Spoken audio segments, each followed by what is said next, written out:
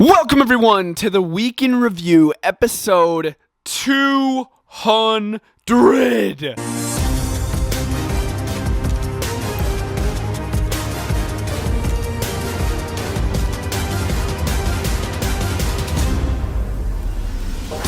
freaking Rollins, and this is Bretto live on YouTube. I cannot believe it. We are on episode 200 of the Week in Review action figure setup. If you guys don't know, this is where we go over Raw and Smackdown in a WWE action figure setup style of that certain week. This is going to be an absolute banger video because, of course, it's episode 200. That means 200 weeks of the Week in Review. That's absolutely insane. We're going to start off with that okay Monday Night Raw with an insane promo that might top that Paul Heyman promo from last week. We're going to talk about that. We're going to talk about everything else, so let's do it. We opened up the show with Becky Lynch and Bayley. They were coming out, and of course, Becky Lynch was bragging about her steel cage little victory. Bayley interrupts. She comes out. They start talking, we wanted the Elimination Chamber. Bianca Belair comes out and offers herself into a match. Adam Pearce makes a triple threat match in the main event of the show.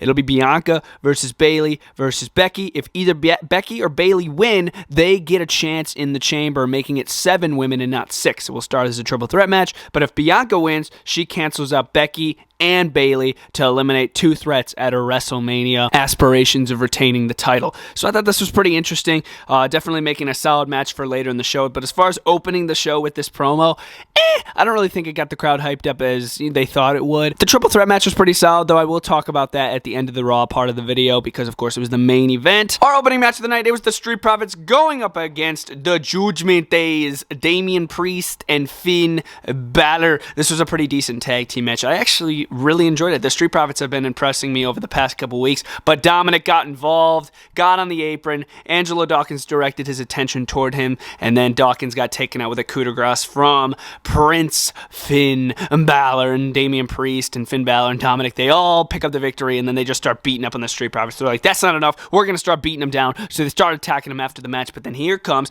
Edge and Beth Phoenix. Edge's You Think You Know Me music hits. They start running down. They thought they could even up the odds. Beth Phoenix starts taking it to Dominic Mysterio. Edge is taking it to Priest. And then here comes Rhea Ripley out of nowhere. And the Judgment Day said Rhea Ripley wasn't here tonight. So they completely lied about that. And then Rhea took out Beth. The Judgment Day got the best of Edge and Beth here tonight, which was actually kind of shocking to me. Once I heard that You Think You Know Me theme, I thought for sure they were just going to deck everybody in their path and leave. But no. The Judgment Day got the best of them. As far as that, not too bad. Am I looking forward to the mixed gender match at Elimination Chamber? Honestly, not really. Michin Mia Yim went one-on-one with Doudrop, and I don't really have much to say about this match other than it was just a one-on-one match between the two. Piper Niven got the best of Michin Mia Yim. I keep on calling her Doudrop, I know, but Piper Niven was able to pick up the victory over Michin Mia Yim, basically with a little side slam off the ropes. Nothing too special, nothing too crazy, but adding a dub to the record of Piper Niven. It was the contract signing between Bobby Lashley and Brock Lesnar, of course, for their match coming up at Elimination Chamber. This contract signing was interesting. Brock Lesnar comes out first. He comes out to the center of the ring where the contract signing table is, where the contract is,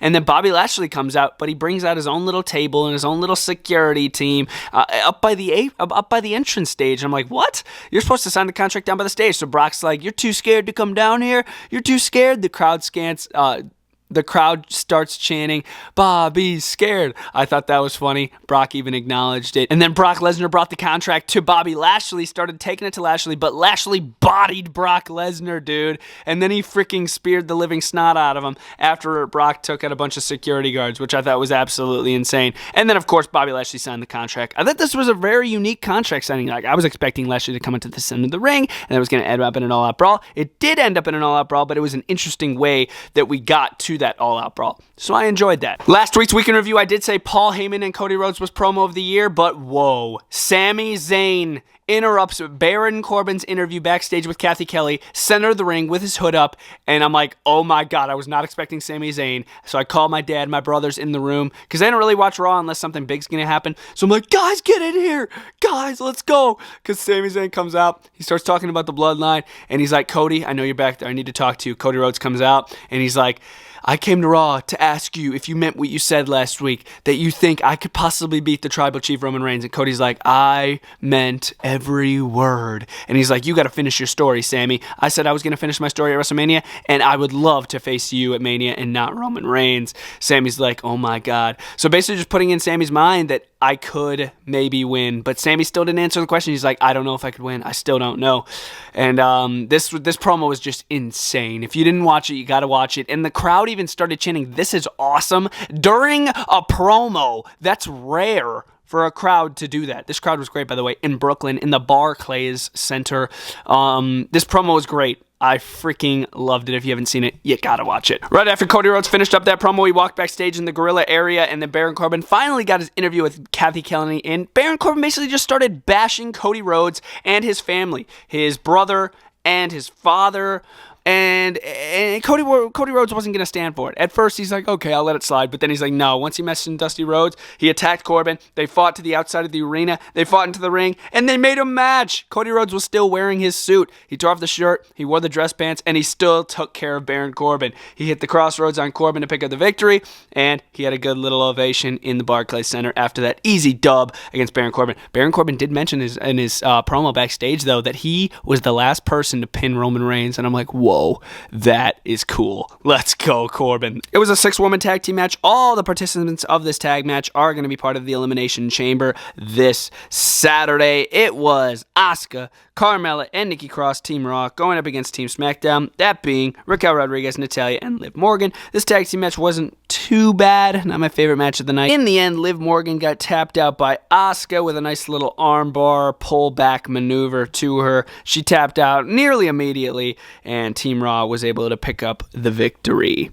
As far as the match, okay. Am I looking forward to the Women's Elimination Chamber? Heck yeah. Bronson Reed went up against Mustafa Ali one-on-one in this night's Monday Night Raw, and it was just a little too obvious for me. I knew Bronson Reed was going to take the dub. When are they going to put Dolph Ziggler and Mustafa Ali in a tag team together? Like, they keep on teasing it backstage, but it needs to happen, because I swear, Mustafa Ali is not getting anywhere. Dolph, unfortunately, is not getting anywhere. They need to put him in a tag team. Anyways, Bronson Reed, he took care of business with the tsunami splash off the top rope to Mustafa Ali, and he took the dub. Easy work.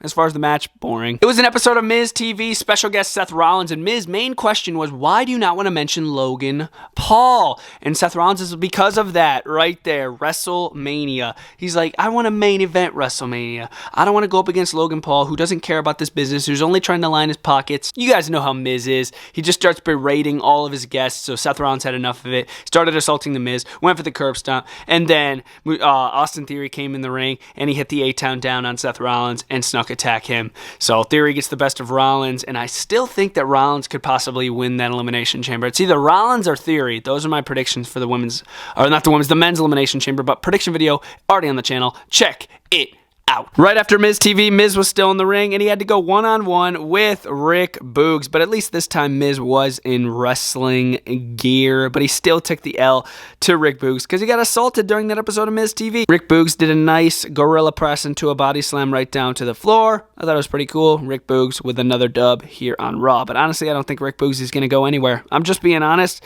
Like, they always start him off strong like this, and I don't know. I just don't think he's going to go anywhere. That's just my personal opinion, but you never freaking know. It is the WWE. Becky Lynch, if Bayley or Becky win, they get added to the Elimination Chamber. If Bianca wins, they are not added at all. This match was kind of boring, not going to lie, but it was still decent at the same time, but I was like half asleep. I'm not going to lie. Bianca Belair hit the KOD with Becky Lynch on top of Bayley to pick up the victory, and Bianca Belair won the match and then ended the show with a dub. But honestly, I would have preferred just add either Becky or Bayley to the Elimination Chamber. Like, I just found this kind of lame, but I guess they just want to give Bianca Belair a dub in the main event. But yeah, guys, that was Raw setup style. In the end, I'm going to give Raw a solid 2 out of 5. Smackdown was in Montreal, Quebec, Canada. We opened up the show with Natalya, and as you can see, she got slammed into the barricade by Shayna Baszler because Natalya and Shotzi went up against Ronda Rousey and Shayna Baszler in a tag team match, and it didn't really go their way because Ronda Rousey